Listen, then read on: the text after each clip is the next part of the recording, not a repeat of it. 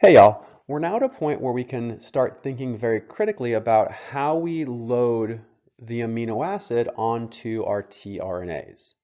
Remember, we said that these aminoacyl tRNAs are the critical adapter molecules that allow us to recognize the code present in the mRNA and translate that into the proper amino acid sequence. This chemistry is catalyzed by the aminoacyl tRNA synthetases. I mentioned in a previous video, we abbreviate them AARS.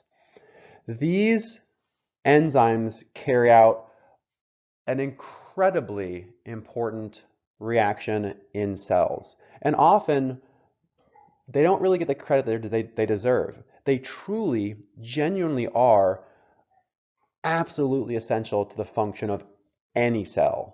You take them away, you can't make proteins, nothing else works, right? So they're really important. So the idea here is that we are catalyzing the synthesis of our aminoacyl tRNAs from a tRNA and an amino acid. This is a non-spontaneous reaction, right? We talked about how lots of times when we put two things together, it is commonly non-spontaneous, endergonic.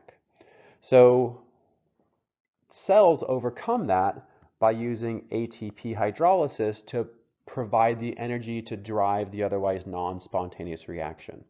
And these enzymes are no different. They hydrolyze ATP to AMP and pyrophosphate to help us catalyze this reaction. Now, this process is really similar to what we talked about with DNA ligase. We can't just magically take this energy produced by ATP hydrolysis and use it to throw these two molecules together.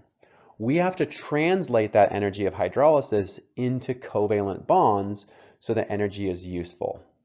And in a very similar way we talked about with DNA ligase, this happens in these organisms, in these enzymes. So the idea here is the first step is the production of an aminoacyl adenylate, okay, or aminoacyl AMP. So the first step, we have our amino acid and ATP reacting to make this aminoacyl AMP intermediate, and pyrophosphate exits as a product, okay? And this linkage should look pretty familiar. This is our mixed anhydride we talked about before. It is a high energy bond that will readily hydrolyze to drive an otherwise non-spontaneous reaction. And AMP here is a tremendous leaving group, which means when the amino acid comes in, when the 3' end of the tRNA comes in, it'll be very easy for this 3' end to react with this carbonyl and allow AMP to exit. Okay, and that's really exactly what happens next, is AMP leaves upon attack by the 3' end of our tRNA, right? So if you just imagine this being the 3' end of tRNA, you can imagine it being a nucleophile attacking here, making an intermediate, collapsing, and AMP leaves, right? So we end up with the product that we want, our aminoacyl tRNA, an ester linkage between the 3' end of tRNA and the C terminus of our amino acid. We end up with the product that we want. It happens because we're able to capture the hydrolysis energy of ATP in this high energy bond.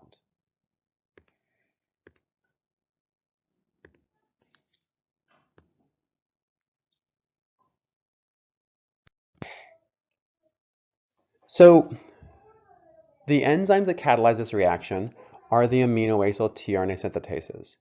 And let's think for a second about what they are recognizing, right? Remember, there's a massive number, well, not massive, there's a very large number of these tRNAs that they need to be able to differentiate between, okay? But not all of the tRNA is necessarily different, right? Remember, a large chunk of these tRNAs make up the part of it that just maintains structure, and the sequence of the tRNAs really aren't very different. So when we're thinking about the specificity of the amino acyl tRNA synthetases, really the regions they need to recognize are the acceptor stem right here, because that's where the amino acid goes on to, and they need to be able to recognize the anticodon. So these are the two sequences that we need to be able to recognize in our amino acyl tRNA synthetases. Okay, in addition, we want to be able to recognize the correct amino acid. So these enzymes need to differentiate between amino acids, and they need to be able to differentiate between the different tRNAs. Okay, let's look at a couple examples of how. All right, y'all, so if we think about how the tRNA is recognized by the amino acyl tRNA synthetase, there are two primary points of contact. The first primary point is at the acceptor stem. We see here the acceptor stem is making fairly specific interactions with the enzyme at this point. This makes sense because this sequence needs to be recognized by the enzyme so that we can insert the 3' N into the active site. The other really important part is where the anticodon loop terminates, where the anticodon itself is. We see that right here. If we zoom in, hopefully you can see that there are some really specific hydrogen bonds that are happening between the anticodon Watson and Crick face and side chains of amino acids in this part of the enzyme. So these critical hydrogen bonds are very specific and make sure that the right anticodon is interacting with the right amino acyl tRNA synthetase. The other thing that's really important is the ability of the amino acyl tRNA synthetases to be able to differentiate between the different amino acids. And the way this works is the same as lots of enzymes differentiating between substrates. But let's go through an interesting example here. If we think about threonine, right? So threonine is really similar to serine and to valine. So here's the backbone of threonine, the backbone of valine, the backbone of serine. And of course, those are identical. The side chain of all three of these contain an alpha carbon, a beta carbon. So these all still look identical. They all contain this hydrogen on the beta carbon. Threonine differs from serine because serine has a hydrogen in place of a methyl group. Whereas valine has a methyl group in place of a hydroxyl group. So the enzyme, if it's looking for threonine, it has to be able to differentiate a methyl group from a hydrogen at this position, or a methyl group from an alcohol group at this position. Let's think about how it works. Okay, so the enzyme has a structured zinc ion present right here that makes a specific contact with the N-terminus, with the nitrogen of the backbone, okay? It's making this bond right here. This makes sure the backbone is oriented properly and ensures the side chain is oriented into the active site pocket here. Okay, so here is the beta carbon. That's this one right here, or right here. And then what we see here is that the hydroxyl group of threonine makes a specific hydrogen bond with the side chain of an aspartic acid in the active site. This hydrogen bond maximizes the binding energy, and it's necessary for threonine to be able to bind here.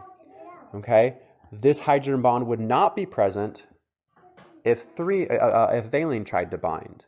Okay, not only would not be present, but there would be a strong repulsion because of the negative charge on the aspartic acid trying to make an interaction with the methyl group on valine.